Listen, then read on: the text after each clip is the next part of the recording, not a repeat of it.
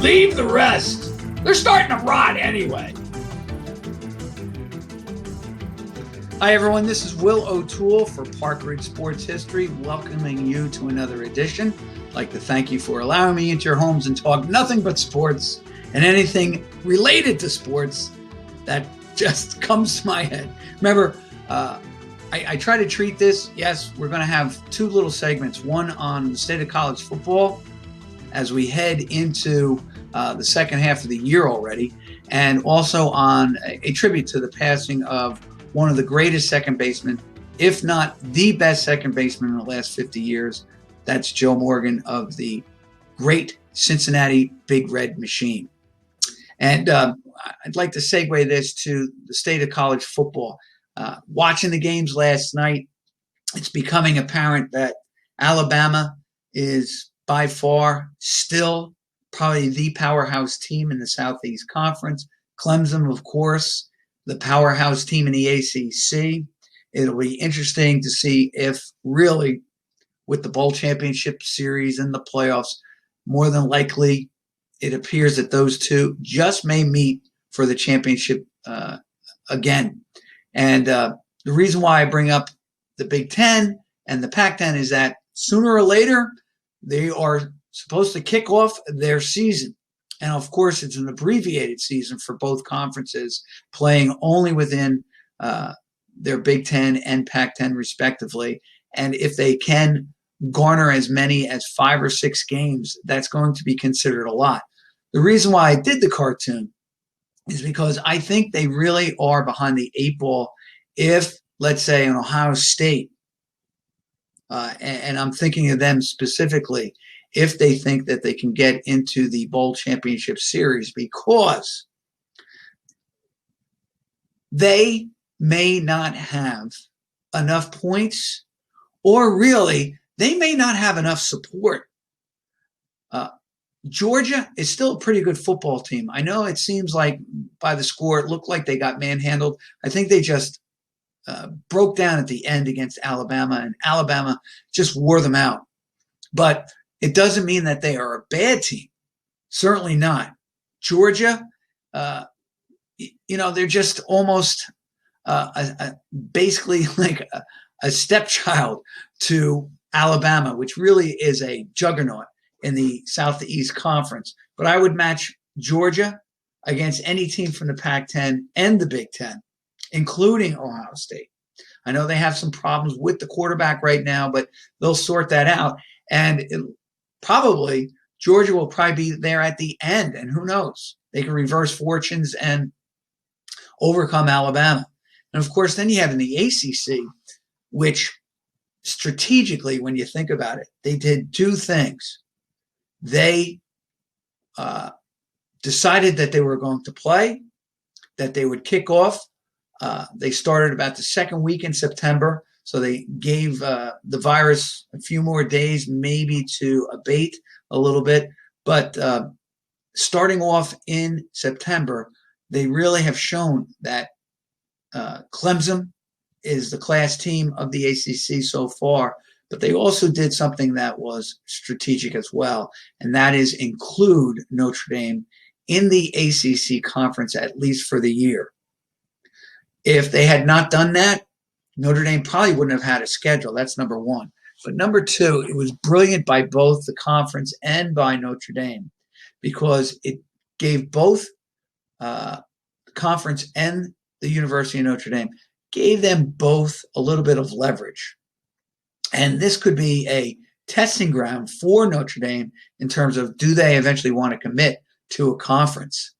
Now, why I say all this is that eventually there will be 4 teams in this playoff. And it'll be interesting to see if Ohio State can do enough to, let's say, maybe push the needle and have the committee put them in the playoff system. Now, the reason I say that is this. If they only have 6 games, doesn't Georgia, if they finish, let's say they play 11 games and they finish 10-1, doesn't Georgia really have more of a right to say, listen, you got to consider us? Our only loss being Alabama, which is probably going to be in the bowl championship series. And of course, Clemson and Notre Dame are making their way for a battle of unbeatens in November. I think it's in about 3 weeks. I think it's the weekend of November 7th. So that should be a contest for the ACC. And the funny thing is, probably the loser of that will still be in the championship series of the ACC. And if they reverse fortune and you have, let's just say Clemson and Notre Dame both finish with a loss and each loss being to one another, they will still be considered part of the bowl championship series. And then you have two other schools out there. Right now, Cincinnati is, I'm not saying maybe they're on the Ohio State level. I'm not saying that. But if they finish unbeaten and they've done all their work, and of course, they may have a legitimate say, in being one of those 4 entrants. And then you have another team, an independent by the name of BYU, which has, like Army, has cobbled together a schedule that has allowed them to play so far on their schedule. They have like 8 games that they've already scheduled. I know that BYU and Army had already canceled theirs, and that won't be made up. But BYU still has a couple of open dates that they potentially could fill with maybe some other teams. And if they're 10-0, they may also have a legit reason to say we belong, rather than, let's say, a 6-0 Ohio State team. I really don't think that would happen. I think the committee would definitely take a Big Ten team just because of money and because that way more regions would be represented.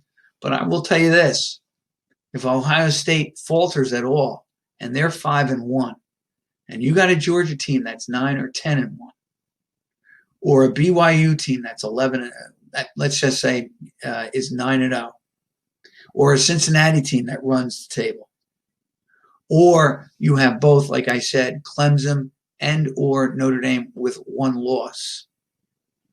It's going to be tough for the committee to overlook the teams that have been playing since September and give a shot to a team that's only been playing, let's say, at the tail end of October.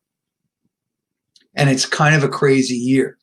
Here's what I'd really love to see, and this is nothing against Ohio State. It is nothing against the Pac-10, but the teams that have played more probably should have an edge in the whole thing. They really should have an edge. And then we can go, and then let's consider the Pac-10 and the Big Ten.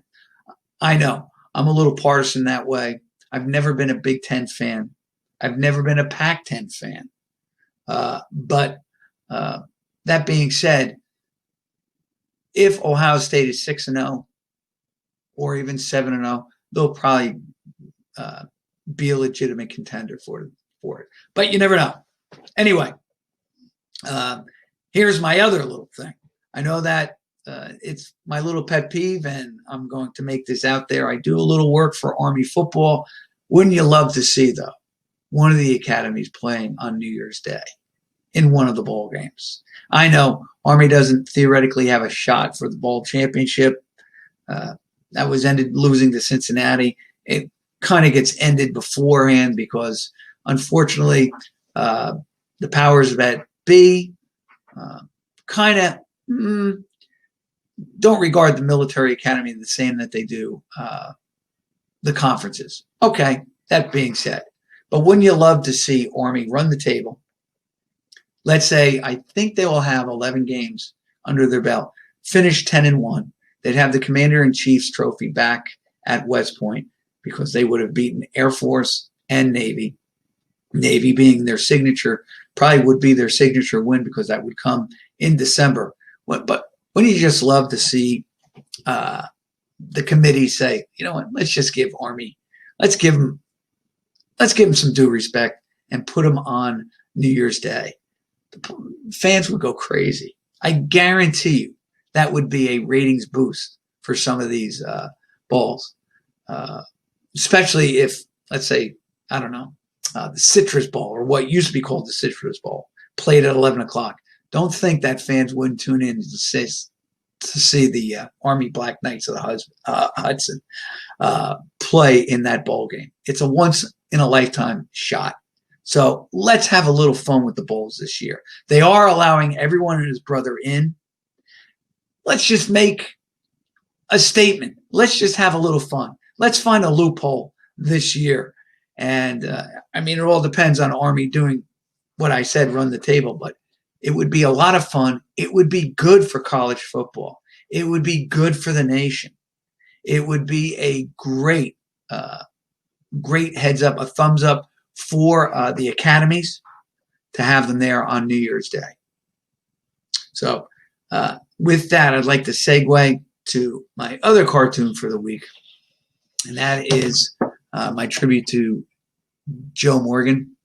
Interestingly enough, I put it on the back of my cartoon for Whitey Ford. So interesting. Wasn't even thinking about it. I just picked up the paper and went with it.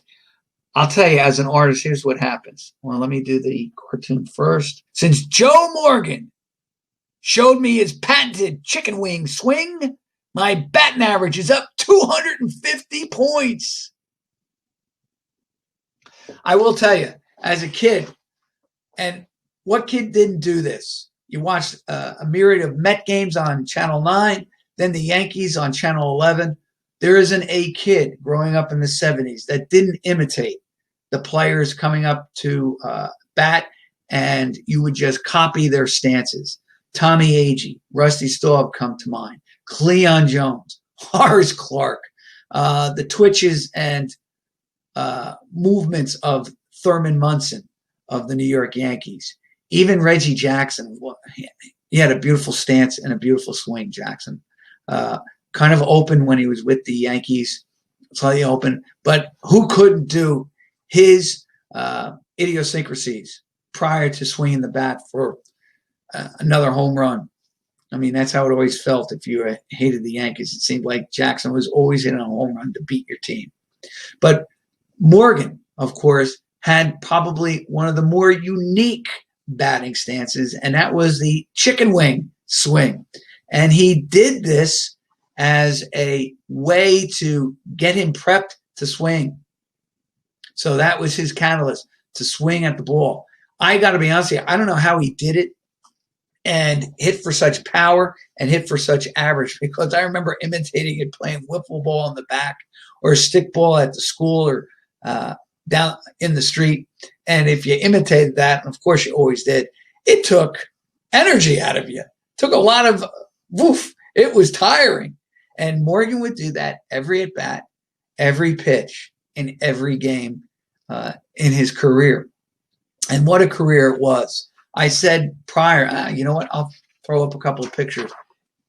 Of course, you know that he started with the Houston Astros at the age of 19, 1963. Came up for a cup of coffee and actually had 3 RBIs and 5 runs scored on the 6 hits that he got. That's not too bad, plus a stolen base. He also drew 5 walks. So his 240 batting average on 25 at-bats gave him a 367 on-base percentage. Why do I say that? Because Morgan, although he didn't have a great batting average, would be a money ball player that the Oakland A's would love today.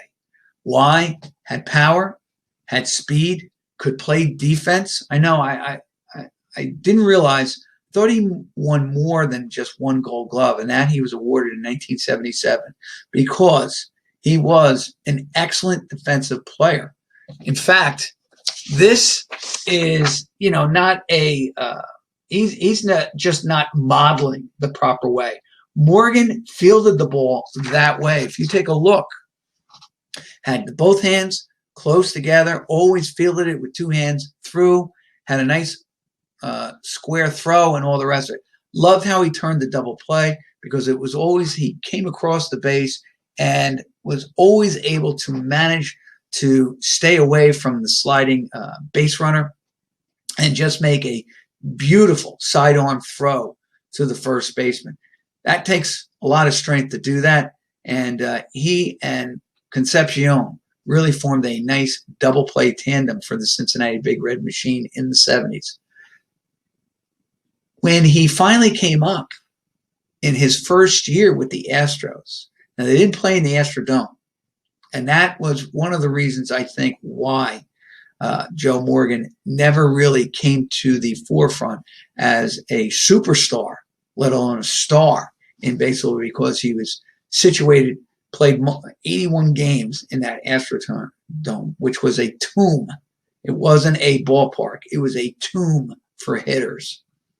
But his first full year with the Astros, ready for this? 22 doubles, 12 triples, 14 home runs. Not too bad for a guy who played 157 games. He scored 100 runs, stole 20 bases. But here was the thing. This is when you knew he was a ball player. He drew 97 walks. In fact, Morgan would lead the league 4 times. He actually led the league as a 21-year-old in walks in 1965. Now, I know walks aren't glamorous, but we all know with the baseball metrics, again, that walks have become a real drawing point for general managers and for managers, because they like the fact that guys are deliberate at the plate. They are willing to wait a pitcher out. And of course, we know that pitchers today are on pitch counts. So if you walk and it took 10 pitches for you to reach base, it's a win-win-win for the team, because you are now putting more pressure on the pitcher and the defense. Your player has just earned a walk, increasing his on-base percentage, and you've given that pitcher, if they are under a pitch count, is that much closer to being removed from the game. Anyway, Morgan and Jimmy Wynn, one of the great nicknames, and we talked about him earlier when he passed back in, I guess, April, along with Al Kaline. Do you realize what an all-star team baseball has had with the unfortunate passings of Jimmy Wynn, Al Kaline, Lou Brock? There's your outfield. Joe Morgan's your second baseman. Then you have 3 great pitchers: Whitey Ford, Bob Gibson, Tom Seaver. That's incredible. That could win a championship just right there with those players. But Jimmy Wynn and Joe Morgan, along with Larry Durker, a pitcher, right-handed pitcher, and right-handed pitcher Don Wilson, really did form a core 4 for the Astros back in the 60s and early 70s. Now, the problem was this. They had some other components. You had Doug Rader, had a little pop in his bat, was known for being a good third baseman defensively, had a great personality. Remember, he's the one that authored the term winning ugly when he was the manager of the White Sox, because the White Sox won ugly. You can't really define it, but that term really did describe both Doug Rader, who has a great sense of humor, and that White Sox team of the early 80s, winning ugly. And so they had some components there, and they just had to fill it in. The problem with that team, they reached a high. I think they were 81 and 81 in 1969 with those 4 players. They were right there.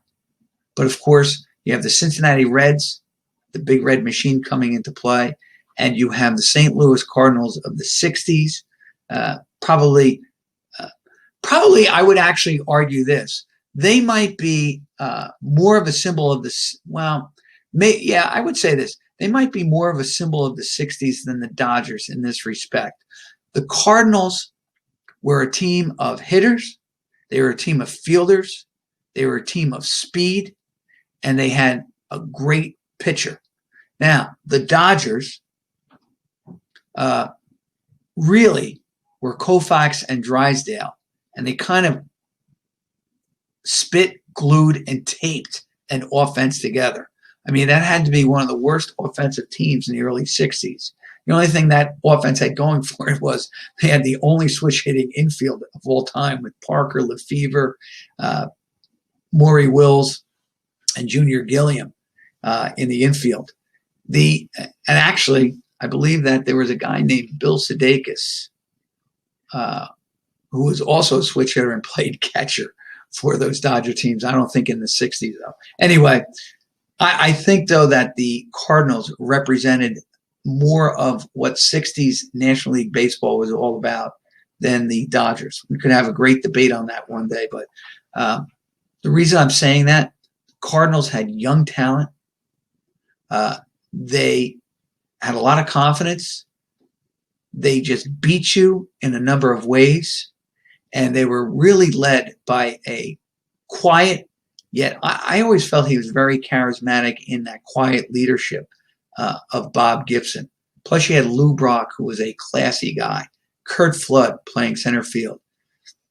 Who was the architect or helped to be or was a responsible component of putting that Cardinal team together? The same guy who put the Big Red Machine together, and that was Bob Howsam. Howsam went to the Reds. One of the first moves he makes, he grabs Bobby Tolan from that Cardinal team of the late 60s, inserts him in the Reds lineup, and he has a great year in 1970 when the Reds win their first pennant. Then, after they lose in the 70 series and they don't repeat in 71, I think that Howsam realized that this team was missing, obviously, a component. Remember, they had Tommy Helms playing second, and although he had a great rookie year in terms of batting, I think in 1969, his batting average never passes, or his offense never passes what he did his rookie year. Good defensive shortstop, good defensive second baseman. But I think that Howsam realized we're missing one part, a catalyst on the offense. They had Rose, but they needed someone behind Rose. And he looked down the list, and he found that guy in Joe Morgan. And in December of 1971, he makes an unbelievable move. I can remember it to this day. It was a blockbuster. Lee May, one of my favorite players for the Reds, who was also a home run, kind of a walk guy, big RBI man, would hit 253 lifetime. So he would average about 27 to 30 homers, get 90 RBIs, and draw a plethora of walks, maybe about 70, 80 walks a year. So he was a very good player. But Howsam realized, I have to get the defense better. He knew that he had a better player in Tony Perez, shifted Perez from third, where he was kind of not a smooth third baseman. And I think what probably Howsam realized was he was serviceable, but he was not of the Brooks Robinson, even a Ron Santo type. Moved him over to first base. He was better suited for first base. And then goes out and gets Joe Morgan. I think really pulled the eyes over the Astros on that one. Yeah, they got a good player in Lee May, but it was basically May for Morgan. I know that there are other players thrown in. Jimmy Stewart and Tommy Helms go to the Astros, and who came to the Reds, interestingly enough, was not just Morgan, but two big parts of the Big Red Machine. Center fielder Cesar Geronimo, who was a great defensive outfielder for the Reds and had a huge home run for the Reds in the World Series, and Jack Billingham, who, even though he was kind of like an 11-win 8 pitcher, gave the Reds necessary innings during his run with the Reds, but he was unbelievable in the World Series. He has one of the lowest ERAs all time of pitchers with, let's say, X amount of innings, let's say 20, 25 innings. He had an ERA of about 1.18 for the Reds in the World Series games that he pitched. So he was a big part, helped solidify at least the Reds pitching staff of the 70s. So they get him anyway. They get them in December 71. Obviously, Morgan is inserted at second base. He hits second or third in the Reds' order. The Reds promptly come back from a 79-83 season in 1971 and win the NL West. And then they win the NL pennant with that unbelievable Game 5 where they win on a wild pitch. I believe it's I'm going to say this, and I know I'm going to say it's wrong. It's either Hal McRae or George Foster who scored on the wild pitch by Bob Moose. And that game, Johnny Bench hits a home run to tie it up in the bottom of the ninth. The funny thing is, people never talk about this. Bench had hit a foul ball home run like 2 swings before that. So if you watch that game, you realize, you just don't think it. And then he hits the ball to right field to win it. Whoop! I'm digressing again. These are just little offshoots as we're talking here. Just think of us in a pub one night, having a couple of brews and having a hamburger and just talking nothing but sports. But anyway, Morgan comes to the Reds, immediately really does turn the offense around. You got to remember too, Tolan in the winter of 70 gets hurt, rips his Achilles heel, and is never the same player again, which really probably spurs the trade for Morgan. However, just think about that. If they had a healthy Tolan and Geronimo and Morgan, it would have been very interesting what they could have done with that team. The Reds, though, continue. They win in 72. They lose the World Series to the Oakland A's. Come back in 73, win again, lose to the Mets, another dramatic 5-game playoff against the Mets, who would lose to the Oakland A's. And then 74, they come up short. Why? Because one of the other core 4 players for the Houston Astros is dealt. And I'm talking about the Toy Cannon. Without a doubt, probably one of the best nicknames of the players in the 1960s. Jimmy Wynn was probably a B-plus version of Willie Mays. And that's not a knock against Jimmy Wynn. Mays, he's just way up here, guys. And everybody else is just, But Wynn, he was another guy that got hurt by playing in the Astrodome, and nobody really saw how good of a player he really was. He goes to the Dodgers, I think finished 3rd in the MVP. He really he's kind of at the end of his career there with the Dodgers, but gives them 3 good years, and the Dodgers win the pennant in 1974, which is why the Reds were sitting home in October. The Reds come back, though, 75 and 76. They are definitely led by the big red hitting machine of Rose, Bench, Perez, Griffey, and Joe Morgan. And Joe Morgan had a big say because he wins the MVP not just in 1975, but in 76. And people forget this, that dramatic game World Series with the Red Sox. Well, it was Morgan who has a bloop single in the 9th inning of Game 7 to win the game for the Reds. Had Game 6 not been played, that Game 7 would be regarded as one of the great games of all time.